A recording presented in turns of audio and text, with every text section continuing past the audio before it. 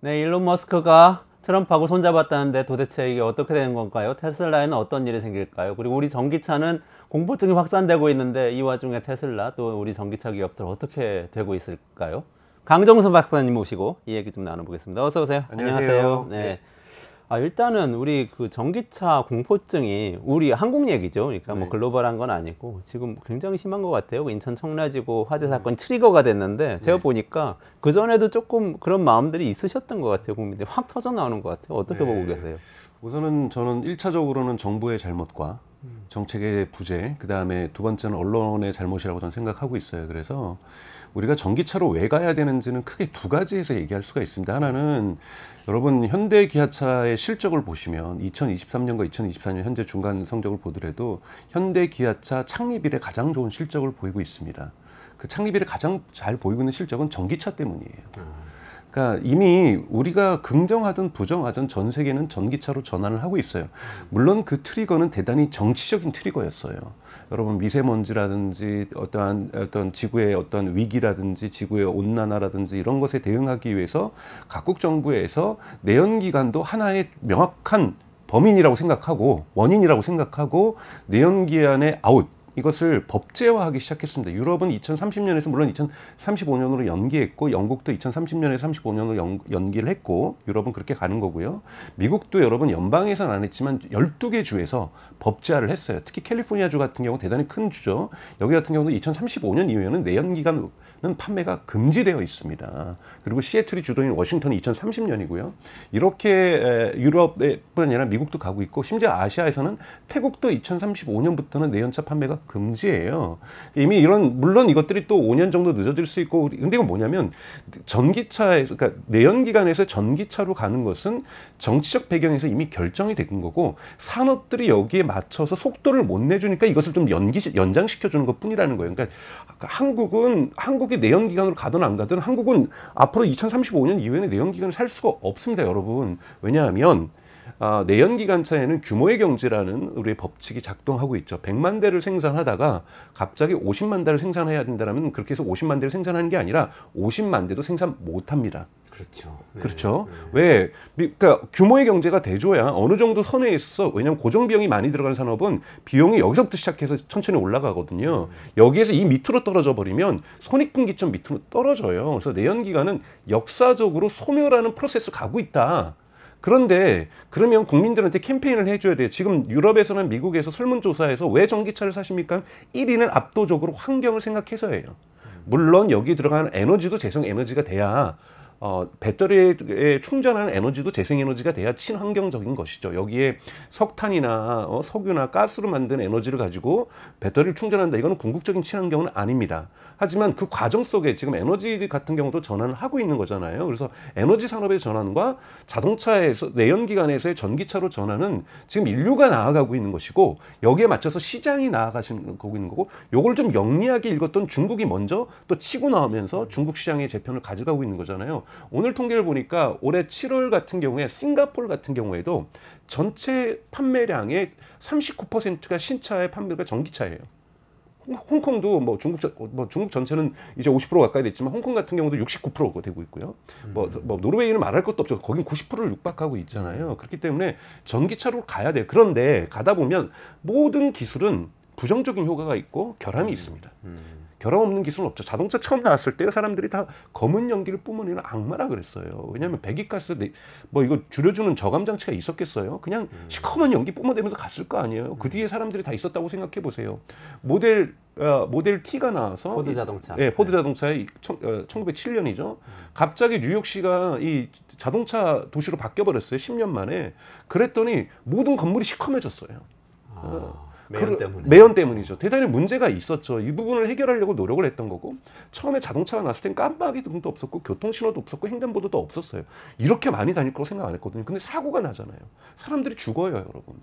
뭐 지금도 1년에 전 세계적으로 100만 명이 넘게 교통사고로 죽어가고 있습니다. 그리고 이 문제를 해결하기 위해서, 교통사고를 해결하기 위해서 나타난 것이 병원의 응급실이에요. 이머전시 룸이 처음부터 생겼던 것이 아니라 교통사고가 빈번하게 발생하자 이 부분을 처리하게 생긴 것이 병원의 응급실이라는 제도가 생긴 거예요. 이 제도를 통해서 해결해 나갔던 거고, 주차장도 그 이후에 만들었던 거고요. 자, 보세요. 화재가 났어요. 뭐 스프링클러가 원인이다, 뭐 이렇게 얘기를 나오는데, 우선 지금 국뽕으로 우선은 배터리를 깔아. 국산인지 중국산인지 이건 말도 안 되는, 이거는 기술을 해결하려고 하는 것이 아니죠. 감정을 다스리려고 하는 정치적 행위지. 배터리 실명제. 예, 무슨 뭐 중국산이고 나쁘고 한국산이면 좋고 이런 것에 대한 과학적 근거가 있나요? 아니에요. 가장 지금 중요한 거는 노르웨이를 봐야 돼요. 노르웨이를 보면 지금 신차 판매 90몇 %가 이 전기차다 보면은 전기차 충전이 곳곳에서 이루어진다는 거예요. 그러면 어떤 제도를 도입했냐면, 그러니까 미국처럼 이제 레인지 앵사이어티라고 해서 한 번 충전하면 몇 킬로를 가냐 이런 거 초반에 있었지만 이제 그런 문제 대부분 해결되고 있잖아요. 그럼에도 불구하고 미국은 장거리 뛰고 출퇴근하는 사람들이 있으니까 고속도로나 중간에 충전소를 많이 줘요. 지금 한국도 고속도로에 너무 적어서 문제가 되면 많이 주면 되는 거고요. 그건 중요한 문제가 아닌데, 노르웨이에서는 뭘 하냐면 대부분의 충전의 90몇 %는 집과, 그러니까 주거지와, 그러니까 직장에서 이루어집니다. 그러니까 주거지와 직장에서 자동차의 충전은 90%가 이루어져요. 그러면 갑자기 모든 사람들이, 특히 노르웨이 같이 야근 없는 나라에서는 갑자기 퇴근해서 다 한꺼번에 이거 꽂을 거 아니에요.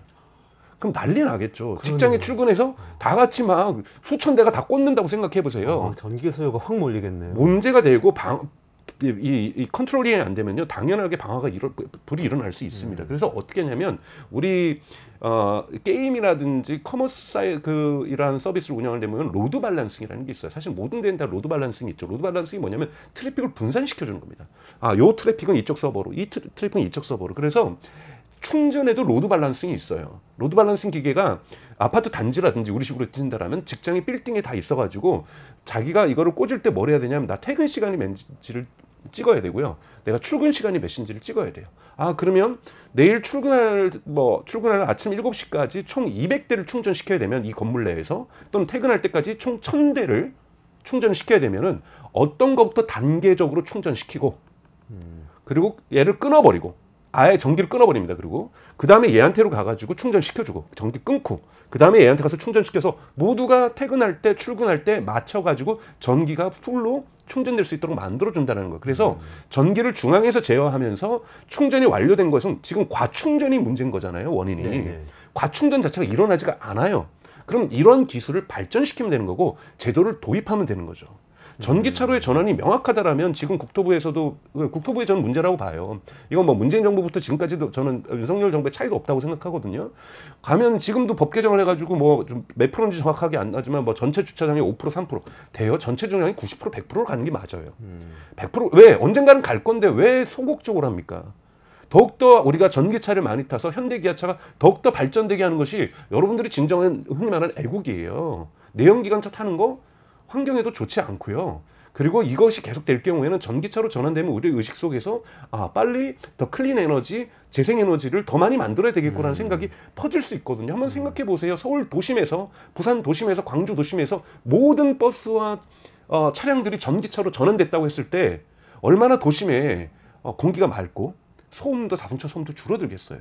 그리로 가는 것이 지금 전 세계 산업 방향이고, 한국 같은 작은 시장은 결코 전체 시장의 전환에 영향을 줄 수가 없습니다. 우리가 작년에도 전기차가 역성장하고 있고, 결코 글로벌 성장의 지금 시장의 어떠한 흐름을 못 쫓아가고 있어요. 그런데 현대기아차는 그나마 수출하느라고 바빠서 국내 시장을 지금 신경 안 쓰고 있는데, 현대기아차가 만약에 2025년에 글로벌 시장에서 경쟁이 악화돼서 경쟁력을 잃어버린다고 생각해보세요. 저는 잃어버릴 것 같지는 않아요. 2025년 6년까지는 현대기아차가 전기차 부분에서, 특히 지금 내놓고 있는 기아의 EV6도 좋지만 EV4, EV3 이러한 EV9 이런 어떤 포트폴리오를 다양하게 가면서 저가에서부터 고급까지를 지금 충분하게 포트폴리오를 맞춰가고 있는 기아자동차 전기차 전략은 매우 훌륭하다고 저는 생각이 들고, 여기에 캐스퍼까지 나온다니까 훨씬 더 훌륭해진다고 저는 생각을 하고 있거든요. 이러한 기업들이 해외에서만 성장하는 것이 아니라 특히 기아하고 현대에게는 가장 결정적인 단점이 있어요. 중국 시장에서 맥을 못 추고 있거든요. 그리고 이제는 중국 시장이 들어가기에는 경쟁력마저 잃어버렸고 그러면 내수 시장에서 전기차 시장을 어느 정도 만들어줘야 됩니다. 이러한 상황을 볼 때 전기차를 악마하고 거기 댓글 다시는 분들 중에 반 이상은 저는 그렇게 생각해요. 내연기관차가 좋으신 거예요. 저도 압니다. 이게 탈 때 부릉부릉 해낼 때의 느낌과 이게 힘있게 나가는 거 이 느낌을 아는데요. 이 개인적인 만족도가 산업의 질서를 바꾸지 못하고요. 그 다음에 기후에 결코 도움이 되지 않습니다. 그러니까 그렇다면 제도적으로 이거를 기술적으로 해결할 수 있는 방안들 해외에 널려 있어요. 이런 걸 안 하고서 배터리에 국적을 깔아? 이것처럼 전 근대적인 제도가 어디 있어요? 기술의 문제는 있을 수 있지만 그 문제를 해결하기 위해서 더 노력하면 다 해결된다. 그렇죠. 네. 지금 이렇게 말씀하시는 그렇죠. 거예요. 기술에 대해서 우리가 바라봐야 될 것은 기술은 항상 문제점을 낳고 그 기술의 문제를 해결하면서 기술도 진화하고 사회도 진화한다라는 거예요. 화재 예방 같은 것도 그 중에 하나일 그렇죠. 뿐 이렇게 네. 보시는 거죠. 네, 네. 근데 예를 들어서 전 이런 정서도 좀 있는 것 같아요. 아파트 주차장에 지금 전기차 충전기가 들어오기 시작했잖아요. 이미 서울 네. 같은 경우 신축 아파트 더 그렇고 그걸 보면서 내연기관차 모시는 분들 조금 불편하셨을 수도 있어요. 전기차는 아무래도 조금 더 비싸고 아무래도 이렇게 조금 더 잘 나가는 사람들이 타는 차 같고 근데 자리를 또 차지하고 거기는 충전기 있는 데는 또 전기차 아니면은 될 수가 없고 이런 네. 불편함이 여러 가지 있었던 것 같은 그런 갈등이 있는 그러니까 거예요. 과도기적 갈등과 감정은 이해해요. 근데 여러분들이 다음 차를 사실 땐 전기차로 가셔야 되는 거예요.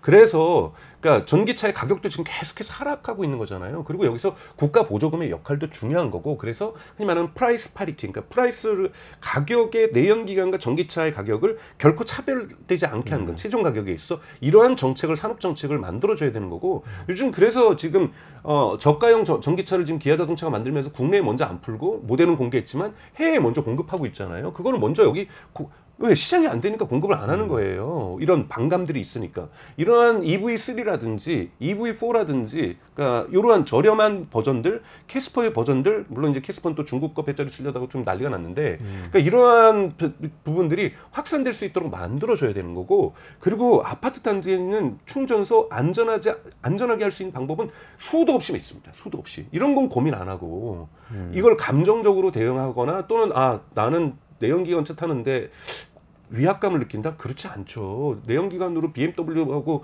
저거 뭐 디젤차 타시고 벤츠 디젤차 타시는 분들이 얼마나 많아요. 오히려 그러니까 정부가 또 서울시도 이번에 또 규제 정책 내놨던데 그런 규제 정책을 할 게 아니고 안전 기술에 적극적으로 투자하고 보조금도 더 줘서 많은 분들이 또 경험을 하게 해주고 그래야 된다. 그렇죠. 이런 말씀. 그래서 전기차를 더 싸게 해줘야 되는 그래야 거고. 글로벌 스탠다드에 우리도 따라갈 수가 있다. 네, 글로벌 스탠다드에 우리가 따라갈 수 있고 우리 한국 산업을 더 키울 수가 있습니다. 알겠습니다.